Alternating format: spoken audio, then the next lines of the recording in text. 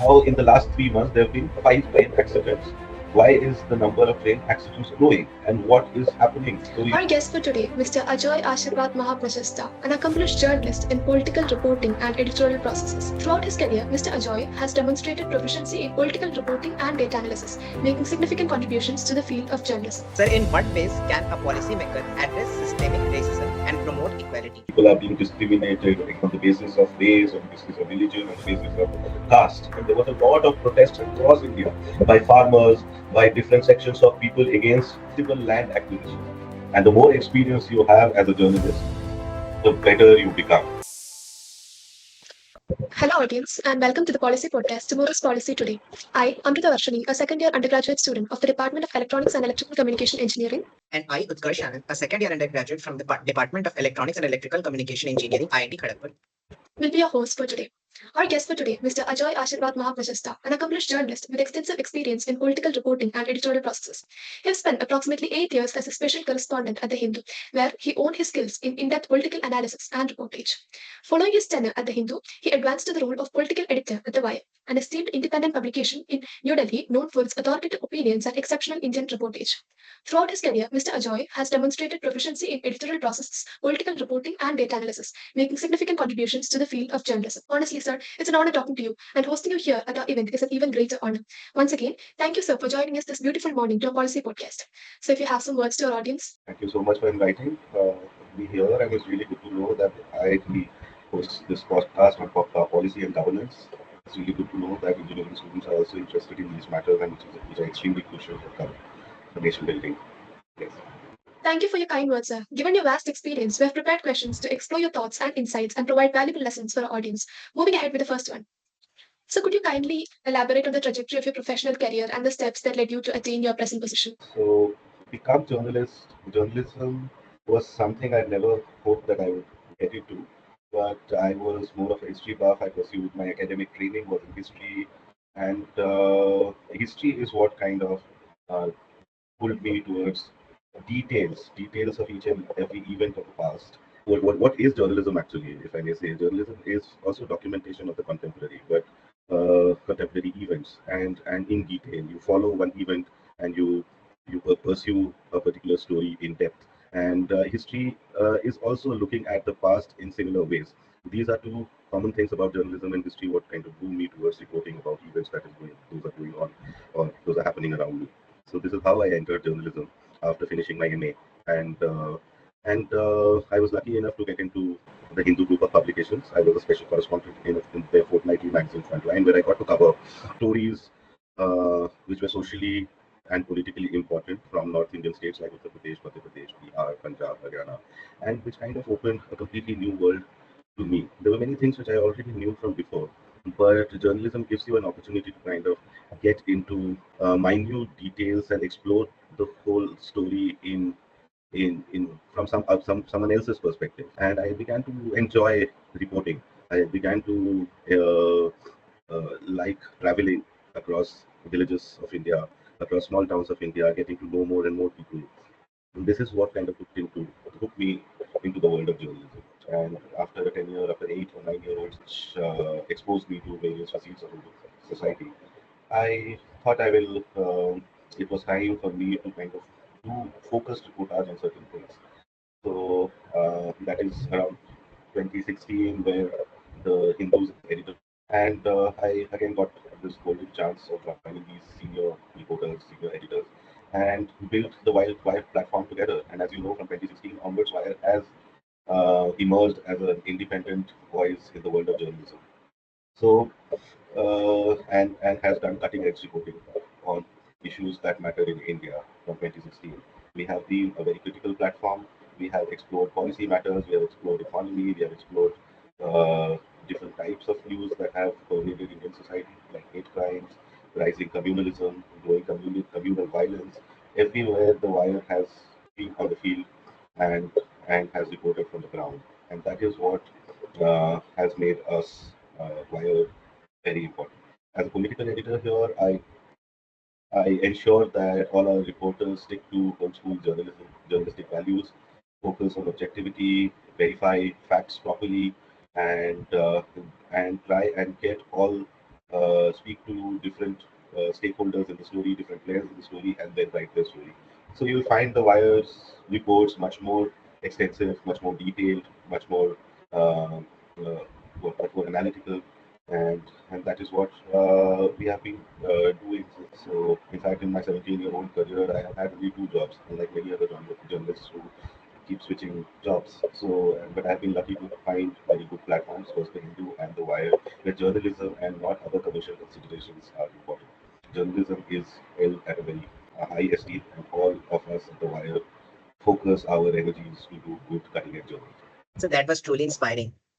So the next question is, can you please outline your primary responsibilities in your role as a political editor?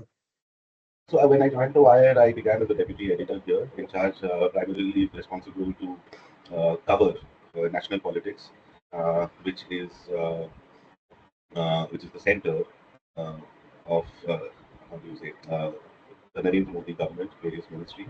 Wire, first of all, you have to understand it's a digital only platform. It doesn't have a print publication, so we are also a very small team.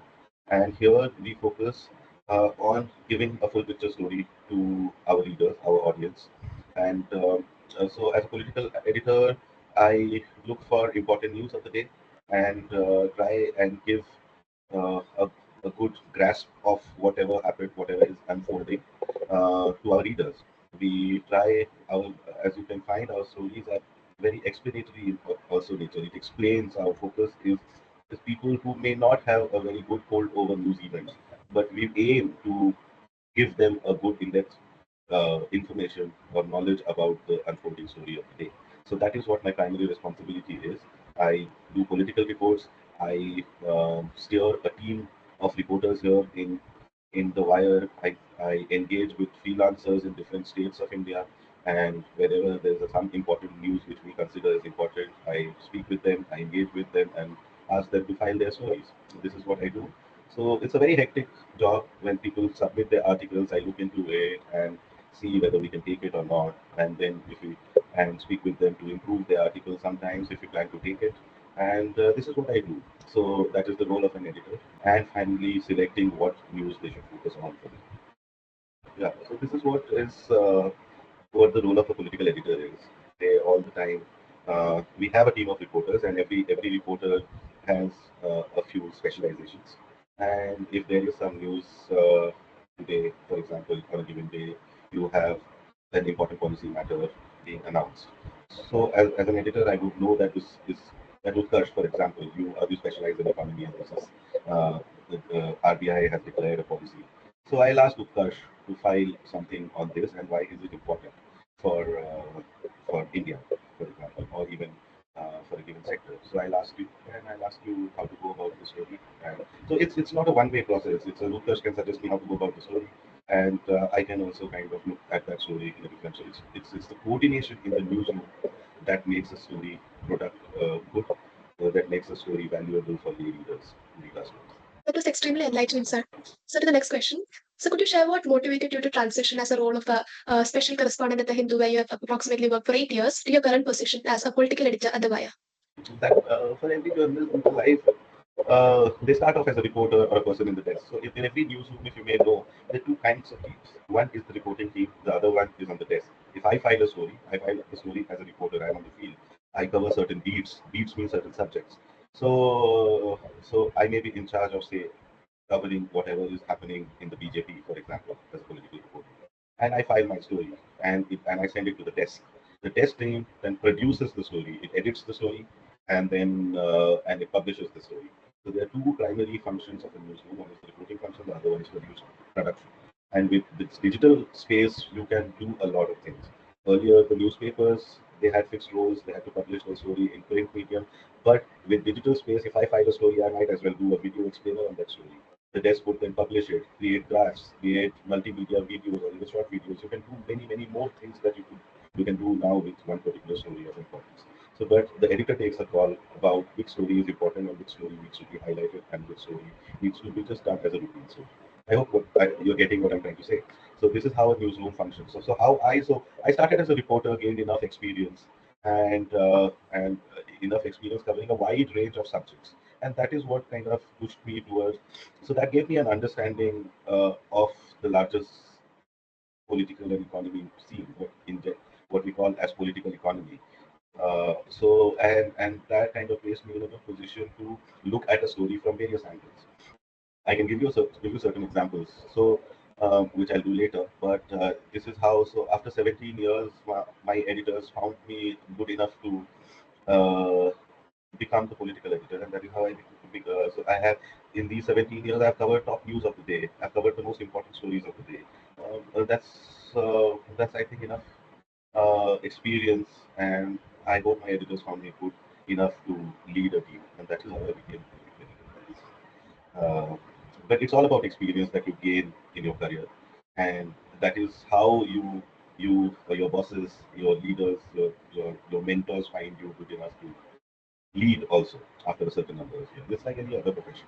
You may start with a junior role in your initial career, but you show your mettle and you show that you are good enough to lead a team also, and that is how you promote. That's very valuable, sir. So to the next question. Sir, how do you manage to balance covering breaking news with conducting in-depth policy analysis? So, what is breaking news? These days, breaking news in television media is being trivialized. Anything that happens is being seen as breaking news. For example, Rahul Gandhi gives a quote, or for example, says something, even that is breaking news. Those in traditional or conventional parlance, that is not breaking news. Breaking news is something when a reporter um, has investigated a story and then breaks that story, and it's an exclusive story. So that is when say for example, Amrita, you are working on a story about corruption in a particular department of the government, and you have investigated that story for say a month, and then file your story which has exclusively been done by you. So we say that okay, Amrita has broken this important story. That is what is breaking news. Or the other thing, that something really big has happened. For example, there's an earthquake in Indonesia. So that is okay, something, and it's breaking. It's like the news of an Indonesian earthquake is currently breaking. But right now, television media or television news channels have made everything into breaking news, even routine stories, which are just plain simple news, into breaking stories. So they run the stickers. Stickers are those which are those banners. So that okay, this is breaking right now. Narendra Modi visits this temple. So even that is breaking. But that, so what is breaking? So what? First of all, journalism is driven by primarily one value, that if there's something happening, is it of interest to the public or not? And that is what is called public interest journalism. Journalism has to be public interest journalism, and not every routine single affair of what the prime minister is eating today or what this opposition leader is ill. These are not interest to the whatever is happening in private lives of stars, of politicians. These are not of interest to the public. But if a politician has taken a step towards making a new policy, or has taken a decision which may impact lives of so many number of people, that is of interest to the public. So the role of a journalist is to assess that whether the news is of public interest or not.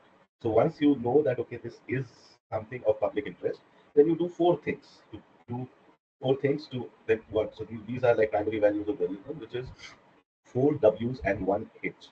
Four W's are who.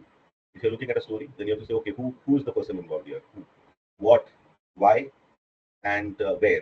So these are the four things. Like for example, um, there is a train mishap in recently there was a train mishap in Bengal. So you have to immediately establish these four W's.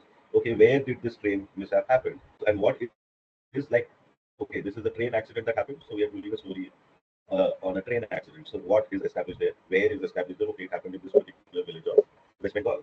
And where is established? What is established? Who is established? That okay, yeah, there's a train, and you find out how many number of people have been injured and all that. So and then you establish, which is the most important part, why did this train accident happen? And that requires a little bit of journalistic legwork. Okay, why did this happen? You talk to officials, you talk to the passers-by, you talk to the eyewitnesses, and then establish that okay, these are three possible reasons why this train accident may have happened. And then the most important part of journalism, according to me, is how. Four W's and one H. How then you explore after establishing these initial what you say elements, aspects of the story. You explore how what is the how question here. How question is how in the last 3 months there have been five train accidents.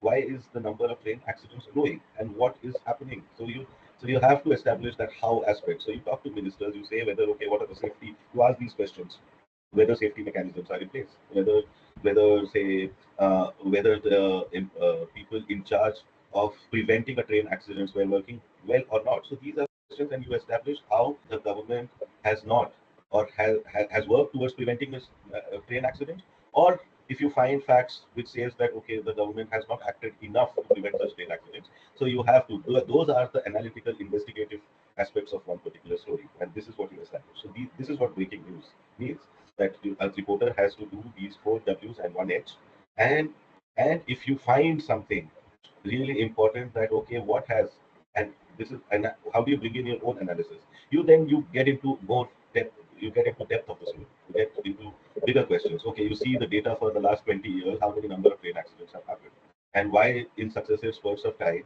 there's so many train accidents. So you look at papers, you look at data, and you bring in those aspects which will give you a little more than what actually happened today, so that people get an understanding of that okay, this train accidents can happen probably anytime, and this, but what are the ways in which these can be rectified, this can be corrected, the mistakes done in the past can be corrected, and that the analytical aspects give policymakers a way forward to correct their mistakes. And it depends on journalistic skills on whether they can kind of establish those mistakes done in the past or not. And that is what the analytical aspects of the story is. And it works for all stories. This is what you have to probe, you have to investigate, you have to think beyond what your common sense tells you. So those in our professional parlance is called journalistic instincts. The more probing you are, the better you are as a journalist. Over to the next question. So, how do you stay informed and knowledgeable about the complex policy issues? As a journalist, you need to be interested in policy matters. You cannot take your journalistic job as a day job where you just have to cover your beat, file your 200-word story, and come back and sleep. You, as a journalist, even when you're not working, you have to be always alert. You have to be interested in reading policy documents. You have to be interested in reading history. You have to be interested in reading experts from your domain. And that is how you develop a holistic understanding, a structural understanding of your subject. So when you do that, then you are in a process to develop your understanding bit by bit. And as a journalist, when you keep gaining experience on the job and you keep doing these things, reading more, uh, knowing more, getting and developing contacts, developing resource persons who have expertise in the field over a period of time, then it makes so anything that happens, you will always have a structural understanding of the matter. And when there's something breaking today, you immediately connect a lot of dots and write it, put those things in a story. And the more experience you have as a journalist, the better you become because of this habit. For example, you are interested in cricket, so you play cricket, but today, okay, this India defeated Pakistan, for example. But if you have followed cricket for the last 20 years and have read up on cricket and its histories and its small anecdotes, and you have collected a lot of trivia, then you can bring in all those elements that you have collected and remembered over the last 20 years into analyzing and into reporting the story of today's India versus Pakistan match. And that is what makes your article, your story richer. So unless and until you make that extra effort of reading more on the subject, of sharing or of developing contacts or resource persons and cultivating them, your story will not be richer. And that is how your story becomes richer. But also by kind of also gaining knowledge of the matter. That was very valuable, sir.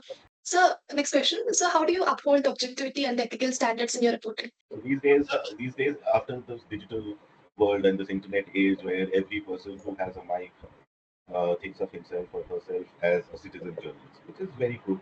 And people run so many number of YouTube channels where they try to do that stuff. But I generally feel that like for you guys to become engineers, you need a lot of training. That is why you guys are in IIT and you are kind of acquiring skills in engineering. For me, journalism is also a technical job where you need to be trained. Not as trained as, first of all, you need to have interest in journalism. You have to have journalistic instincts, like I explained before, and also do get trained, even if it is for 10 months on the job in a college, where you understand the meaning of objectivity. You understand the meaning of journalistic values and ethical standards. The college teaches you the best practices of journalism across the world. And those best practices are something to be felt, to be understood, and to kind of incorporate in your own journalism. That is how you become a good journalist. And not, but these days, many people think that journalism is something that doesn't require training. I don't believe in that. I believe that if you're trained as a journalist, then you do better journalism. Otherwise, everyone is in a position to write something, but and that is why we have so many number of casual judgments about a story, or you have so much fake news circulating. But if you are an honest journalist, you will ensure that you verify your facts, you talk to all sides of all sides of a story, so that you can give accurate reporting. A great journalist will always focus on accuracy. So and when your focus is on accuracy, I feel that you grow as a journalist, and this is how. So and it becomes almost instinctual. It becomes natural for you to remain accurate and not just pass judgments and not just write anything casual. So your words were very enlightening. I suppose that distinguishes a better political editor from the crowd. So moving on to the next question. Sir, in what ways can a policymaker address systemic racism and promote equality? Policy maker, yes. So any, I don't see, racism, inequality, casteism. These are some of the realities, sad realities of the Indian society. If we're talking about India, so and any person, not just policymakers, but any person who dislikes injustices across the world, who doesn't approve of discrimination, who doesn't approve, who thinks that any form of discrimination is bad, will have to think of it. These are problems which are structural problems which haven't has existed in Indian society for thousands of years. So our job as responsible citizens is to address these, point out where people are being discriminated in our own immediate surroundings on the basis of race, on the basis of religion, on the basis of caste. Whenever we see discrimination and injustices perpetuated because of these forms of discrimination present in Indian society, we need to point it out a lot. Even we don't probably not everyone needs to fight, but you need to point it out, write it out, highlight it, or say or talk about these things in your own friend circle. And this is how societal changes happen over a period of time. History has taught me this, that unless and until you talk about it, unless and until you resist these forms of discriminations in your own immediate private spaces, in your hostels, among your friend circles, in your own classroom, if you don't talk about it, and if you then it naturally more and more it will get perpetuated even further. So these small resistances I feel matter, and when there is a consensus around, and when you can have a space in your own life where you have friends, or when you have a group, or when you have a club where 50 people decide that we will talk against racism, we'll talk against any form of caste discrimination, then an opinion becomes heavier, opinion becomes more important, and people start noticing you, and they start thinking about these subjects, and that is how these forms of discrimination begin to be prevented, begin to be disallowed in Indian society. Policymakers, of course, have a role to play. Policymakers, people who are sitting on the top in India, our constitution guarantees that these forms of discrimination is a punishable offense.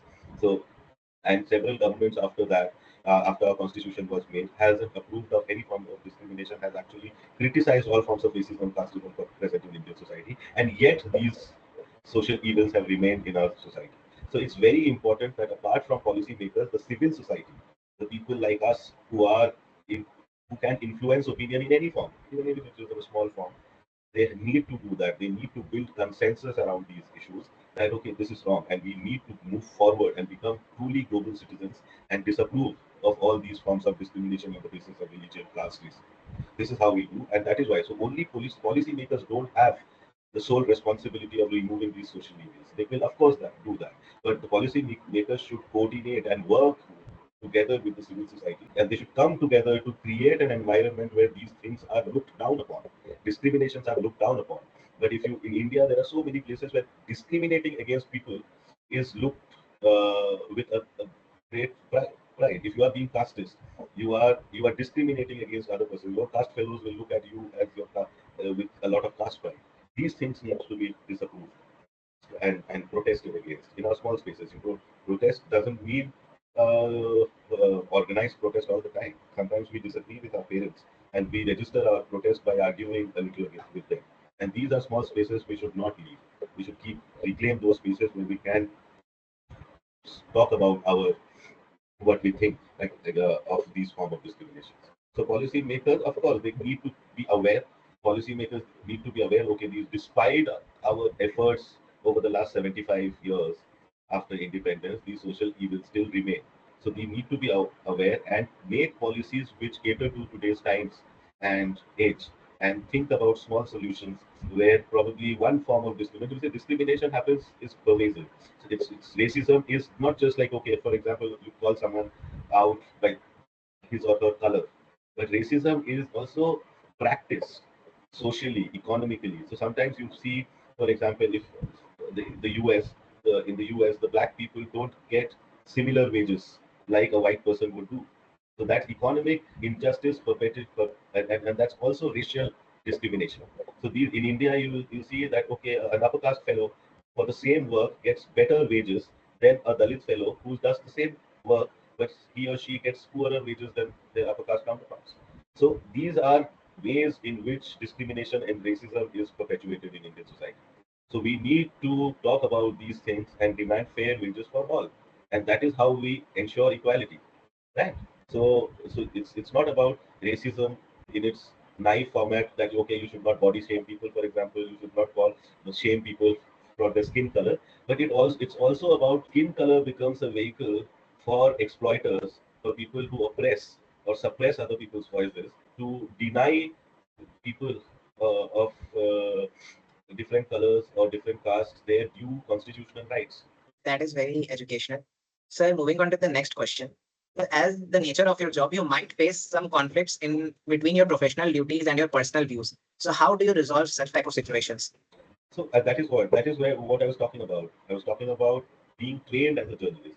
When you're trained as a journalist in a college or in your job, then you automatically know how to keep your personal views behind when approaching a story, right? So this is how you when you're trained as a you know how to keep your story objective despite what your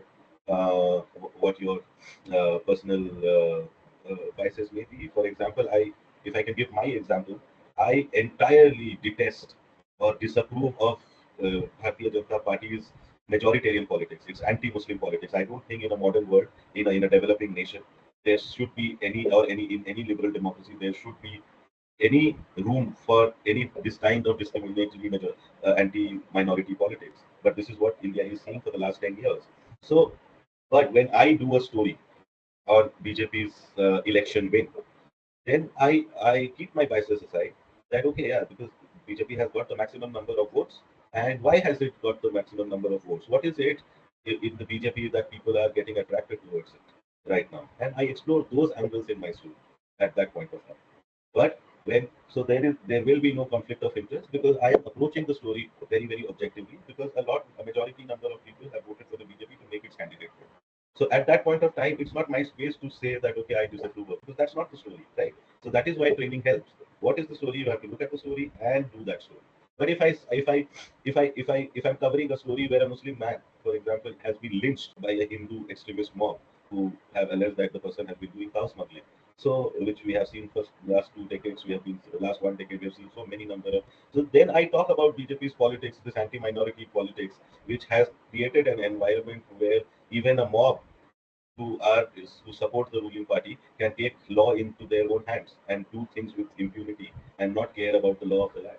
That is where I approach the story differently. So it depends on how you approach a story. And the first rule of reporting is also to be dispassionate. And whichever background you come from, whatever your role in the society has been, you approach the story dispassionately, you approach the story objectively, and talk about and see the merits and demerits of the story and see different angles of the story. So first of all, you need to be probing, you need to be dispassionate, and in a story, you are not the player, you are not one of the central players. You are looking at who the players of the stories are and reporting on it, not right trying. So there's a strong difference, clear difference between reporting a story and writing your opinion.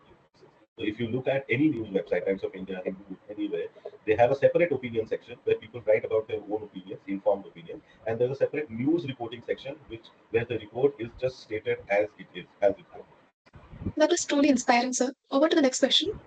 Sir, how do you believe your work influences public understanding and disclosure on policy issues?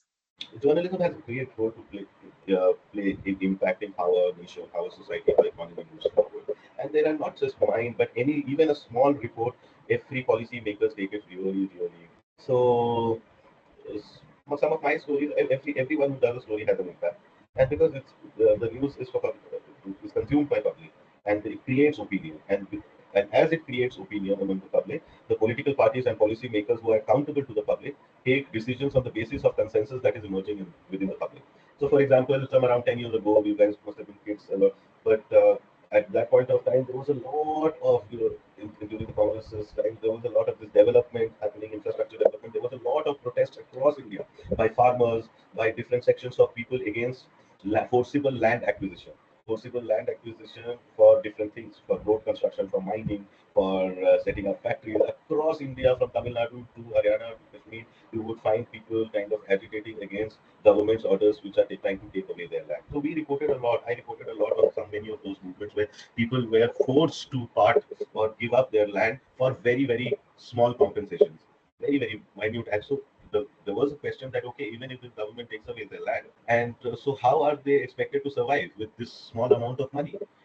So we did a lot of story, and eventually the government, and there was an opinion consensus on these issues, and eventually the government brought out a fairer land acquisition policy where these things became, people's consent became important, people's the compensation structure got revised. So these are how policies are made, by creating pressure. In any democracy, different democratic voices matter, and we are a democracy. We are a liberal democracy where people have the right to express themselves freely, and the government is obligated to notice different democratic voices and create a space where all of us can coexist together. And that is what puts pressure on policymakers, and that is what puts pressure on the policy government to revise their land acquisition policies and empowers. And for example, so around that point of time, we saw a lot of Adivasis in jungles being forced to give up their traditional land, on which they entirely depend for food, for any form of cultivation, and those were being snatched away. And there was a lot of agitation. So the government and we as journalists highlighted on the aspects of injustices those were happening, that how Adivasis are being left in the lurch in this whole government's development, so-called development overdrive, and and flattening all natural forests of India, which the Adivasis have not only used but also preserved through the history. And then the government was also forced to pass the Forest Rights Act, where Adivasis were given land rights, and that's a historical act.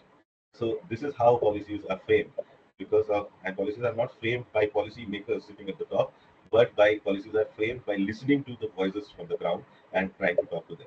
But in many occasions, whenever government has not listened to people and made policies, it results and made policies which are antithetical to people's interests. Then those policies are debated, and those policies face a lot of protest, like the farm laws that we saw last year. The farmers were agitating on the ground for one long year, forcing the government to kind of resign those laws, take back those farm laws, right? So this is how it happens. And as journalists, we have documented many of these things already. But the first role of government, the government is not accountable to the government. No, sorry, journalists are not accountable to the government. Journalists are first and foremost accountable to people of this country, and it's their duty to talk about people's voices first and make the government accountable at every stage. That is what a journalist should do all the time. In the last few years, things are changing, but just first, there's a global consensus across all countries of the world that first role of journalists is to question the government, make it accountable, and behave as the fourth pillar of Indian democracy, or not Indian democracy, fourth pillar of the democracy, where it behaves like a watchdog. It is the messenger between people and the government. It has four roles. It has journalists have four roles. One is informative, where they plainly and simply report about an incident. It has one is informative, and it has a role to formulate opinions, create a consensus of progressive opinions. That's the second role, and the third role is educative also, where they unpack complex stories for regular readers and viewers so that they can understand complex subjects. There's educative role also, where and also stand for democratic rights of people. Educative role. I'm not a science person, but there is a ISRO rocket going up. And what is its importance? It's the role of a science journalist to talk about that whole scientific inventions and importance of that ISRO rocket, and what new things have been achieved in such simple language that even I can understand. Journalist's role is to talk not to the specialist. His role is to speak with the specialist and communicate to the lay readers, regular readers, so that people can understand and grasp issues of importance. That was very useful, sir. Over to the next question. So, what are some examples of successful government reforms from other countries that we could adopt? There are many actually. So India is a land where almost more than 70% people are poor. and really poor. Like in fact, our poverty line is the person who earns 37 or 38 rupees a day. That is poverty line. So it's highly underestimated. No person can live in India respectfully if he or she, even with 500 rupees a day. And so a poverty line is generally identified for data purposes. So person who earns 37 rupees is under poverty line, and person who earns 38 rupees is above poverty line. So you can see what's the problem there.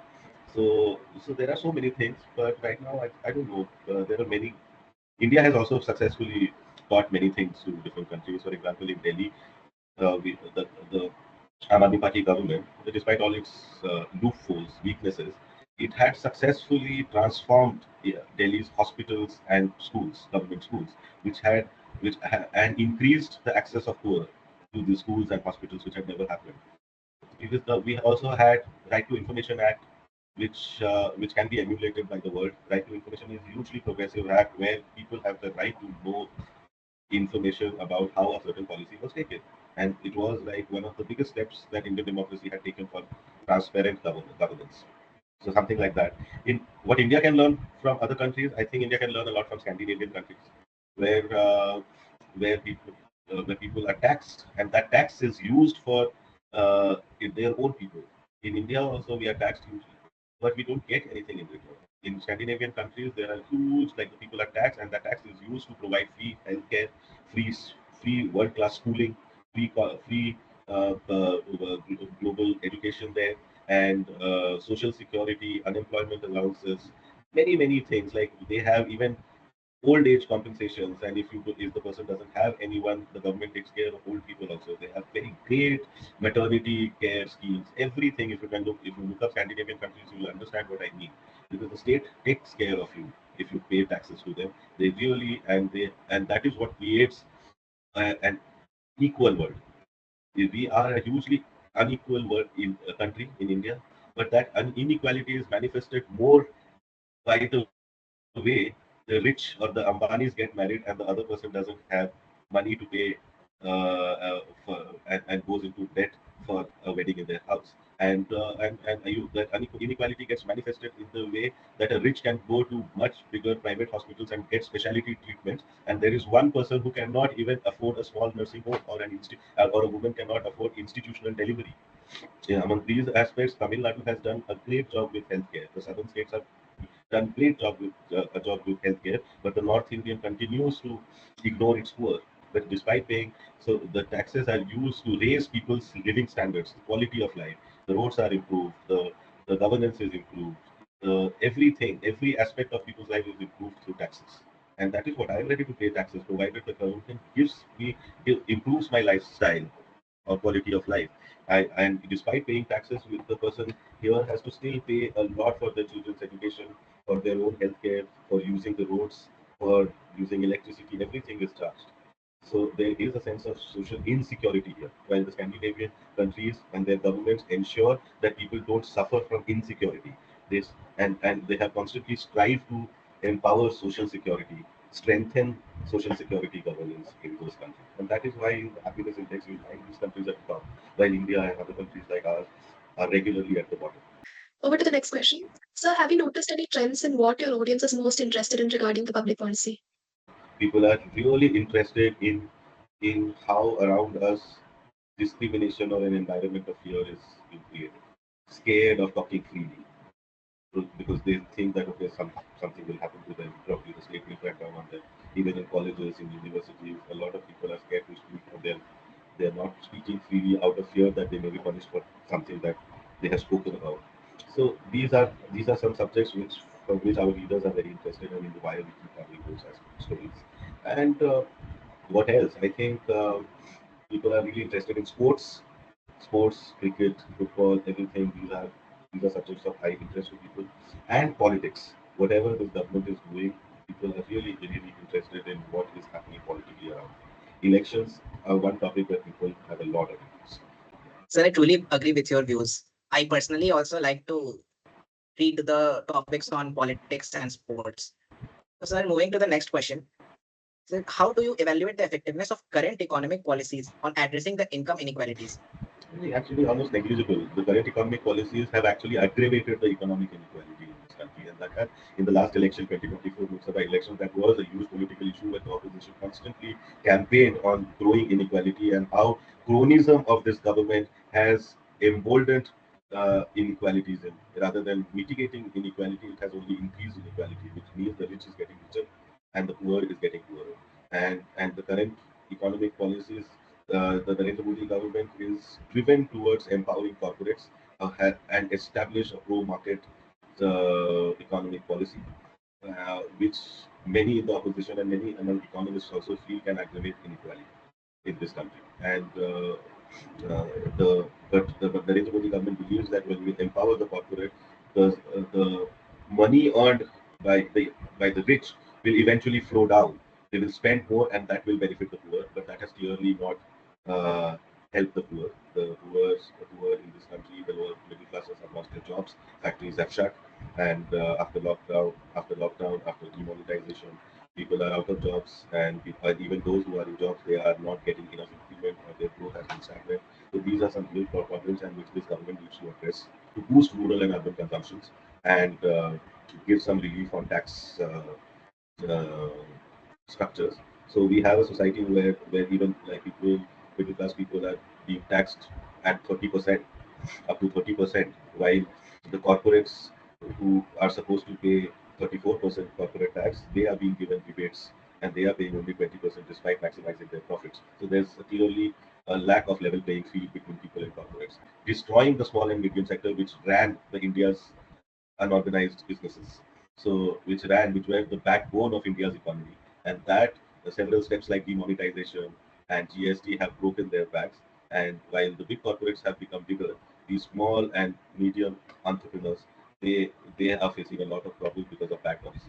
So let's see what happens. It was highly educational, sir. So, on to the next question. Sir, what transformation have you observed in the political journalism since the inception of your career?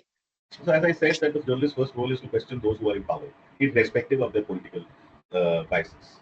Congress, DMK, Shiv Sena, whoever is in power, whoever, the journalist's first role is to question them because they are in power, they are in charge of impacting so many number of people. Is so the journalist's role is to question them, point out and highlight and investigate their corruption, their failures. So that was what political journalism was. That even while covering a certain political subject, you can be critical of those who are in power. In the last 10 years, we are seeing less and less of critical political journalism. We are seeing more and more of that kind of journalism where those who are in power are being praised and praised and praised and praised more and more, and which has led to the term called Godi media. So that is not the role of journalists. Journalist role is whoever is in power must be questioned. We have seen a decline in that trend. Less, we are seeing less critical journalism. We are less seeing less honest journalism.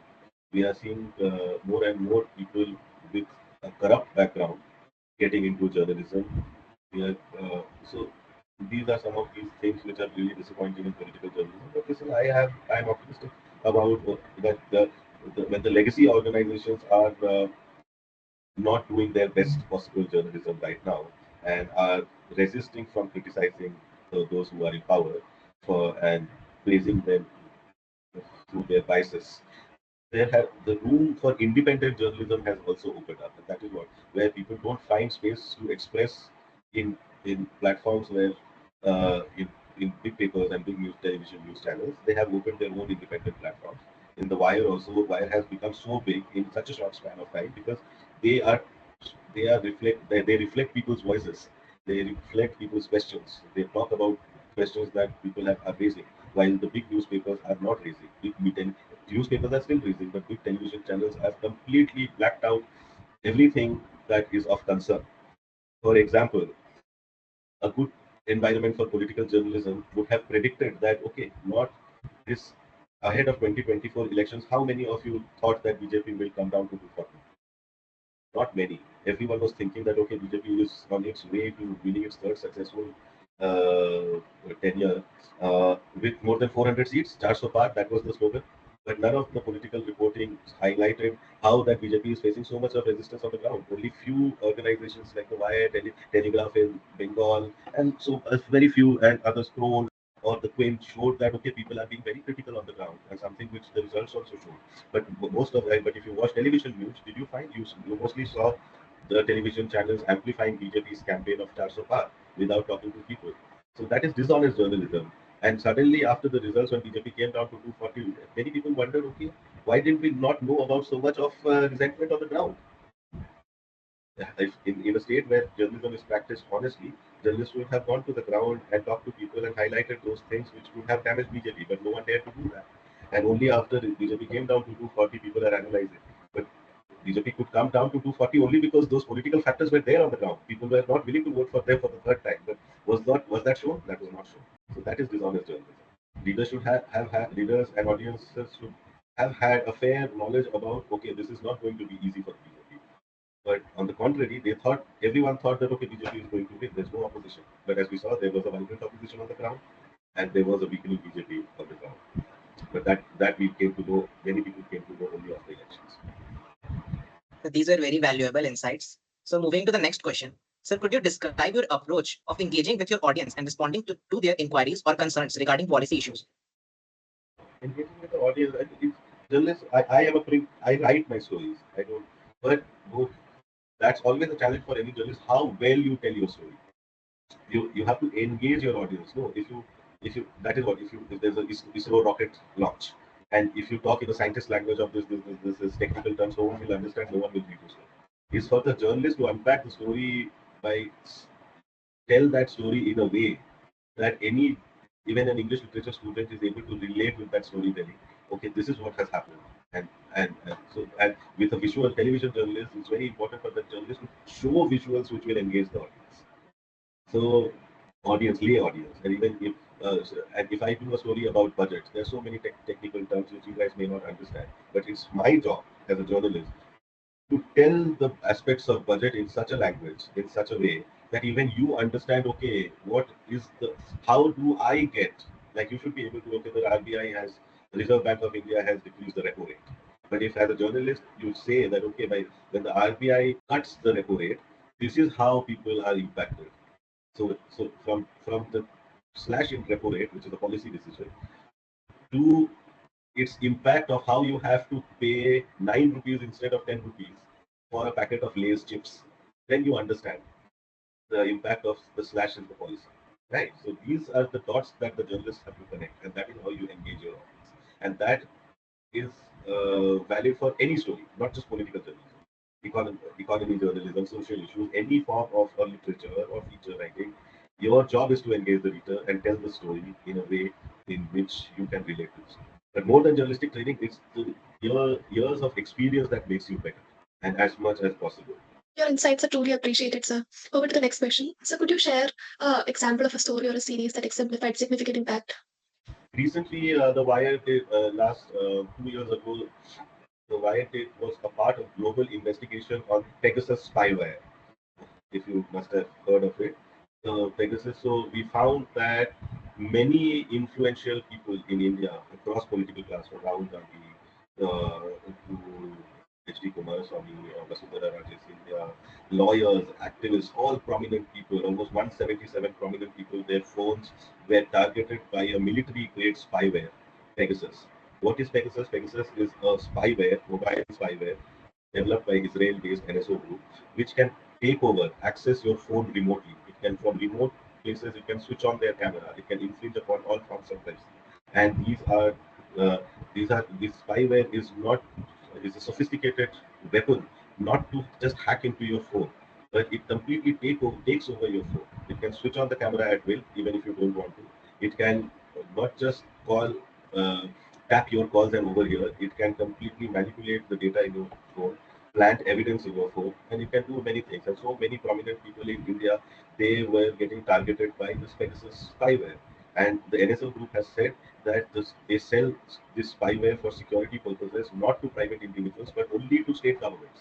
So while the Indian government did not completely agree that they had bought spyware, the NSO statement made it pretty evident that it could be one of the state governments who have targeted these people. And most of these lawyers, activists, and politicians were people who opposed this government, who were in opposition or who were critical of this government. So this is the first time when such mass surveillance has happened on Indian citizens and citizens of prominence, prominent citizens. So this was a huge story. It ran for 2 months. It went to the courts, and like it became the parliament was stalled because of that. Everyone was talking about it, and then like it became, and it keeps coming back because recently Congress leader KC Venugopal also got a notification from Apple that his phone currently is under attack. Mehbooba Mufti's daughter was also got a notification from Apple that her phone was also under attack. I think. So these are this was not just a story of a spyware, but this was also a story about how democratic credentials of India is underway. Where any government, if it was not the Indian government who was spying on Indian phones, it could be some other state government, other government outside India, which could have targeted the only possibility going by NSO statement that it sends its spyware only to governments. If it was not India, then it could have been some foreign country which is targeting these people. So that is an even bigger security threat where some foreign people. So, but it was most we assume most people assumed that it was the government which was targeting and surveilled putting surveilled people under critical people under surveillance. So, and it became not just a story about spyware, but it became about a story about democratic backsliding in India and rise of authoritarian culture in India. And that is a story which kept getting talked about, and it became an international story because it was not just Indian citizens which were put under surveillance. There were many other countries where their governments targeted their own critics. So it became a larger global story about the rise of authoritarian impulses and rise of dictatorial impulses in different countries, of which India was also an integral part. So that was the story which created a lot of impact and led to a lot of people, democratic-minded people, to talk about it, to suggest reforms in the way the government can target um, its own citizens. It led, not in India, but it led to many strong laws in countries like France, where people's data and privacy laws were strengthened, people's data were protected, and those things. In India, many people are also demanding such laws where people's data and privacy are protected, and it's not open for everyone to see. Uh, this information our audience must have found very informative. So, sir, as we approach to the conclusion of today's podcast, what guidance would you offer to individuals aspiring to pursue a career as a political editor or journalist? Political editor comes very late in the day, but if you're aspiring to become a journalist, the first and foremost thing is that you need in your aspect in your life, try and give attention to detail in everything. Whatever you see a film, try and look for details in this. If you read a book, try and read between the lines and see. Okay, this attention to detail matters a lot. And then you should be a person who is moved emotionally by when you see injustices around your world. When you see that someone is getting exploited and your heart beats for the exploited and not the exploiter. So if you are that person, if you have that passion to communicate your feelings, if you think that you can write well or tell a story well, then you should get into journalism. Of course, you should be trained as a journalist. And to become a journalist, start writing, start telling, even if you're not a journalist, or even when you guys are pursuing engineering, you should you should form platforms where people have the freedom to come and express their stories, express some stories that they saw. Try and go out of your comfort zones, go out of your hostel rooms, go out of your college campus, go and interact with people outside. You should you should have the confidence to talk to everyone in the world. So and go and see. If you want to be a journalist, first become more and more social. Go out of your comfort zones. Try and probe further. Get to know a lot more things that you may not be required to do. Thank you, sir, for sharing with us your inspirational journey. It has been a true honor to be in discussion with you this morning. We are grateful to you for taking out your time for us in your busy schedule and hope to stay in touch with you for our future events. Thank you, sir. Thank you. Thank you.